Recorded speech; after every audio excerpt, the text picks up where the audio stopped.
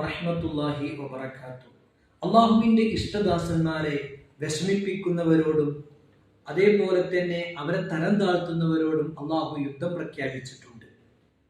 നമുക്കറിയാം, രണ്ട് വിഭാഗം ആളുകളോടാണ് അള്ളാഹു യുദ്ധം പ്രഖ്യാപിച്ചത്. ഒന്ന് പലിശ ഭക്ഷിക്കുന്ന ആളുകൾ, മറ്റൊന്ന് അള്ളാഹുവിൻ്റെ ഇഷ്ടദാസന്മാരോട് ശത്രുത വെച്ച് പുലർത്തുന്നവർ.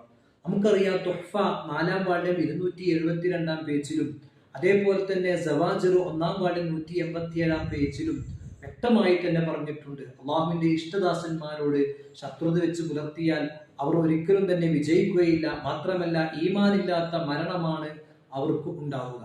നാം ഇന്ന് മനസ്സിലാക്കണം, നമ്മുടെ കേരളത്തിലെ പ്രമുഖ പണ്ഡിതന്മാര്, ആ പണ്ഡിതന്മാരുടെ ഉയർച്ചയിലും വളർച്ചയിലും അസൂയയും പൂണ്ട് വളരെ ശക്തമായ അസൂയയും ഉള്ളതുകൊണ്ട് തന്നെ അവരോട് ശത്രുത വെച്ച് പുലർത്തുന്ന ചില ആളുകളെ നമുക്ക് കാണാം.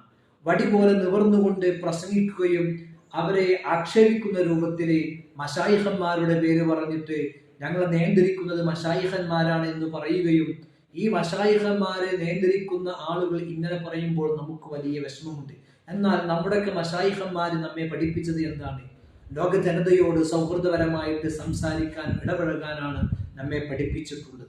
ഇത് നാം വ്യക്തമായി മനസ്സിലാക്കണം. ഇവരുടെ കാര്യം ആലോചിക്കുമ്പോൾ നമുക്ക് ലജ്ജയാണ് തോന്നുന്നത്. അസ്സലാമു അലൈക്കും വറഹ്മത്തുള്ളാഹി.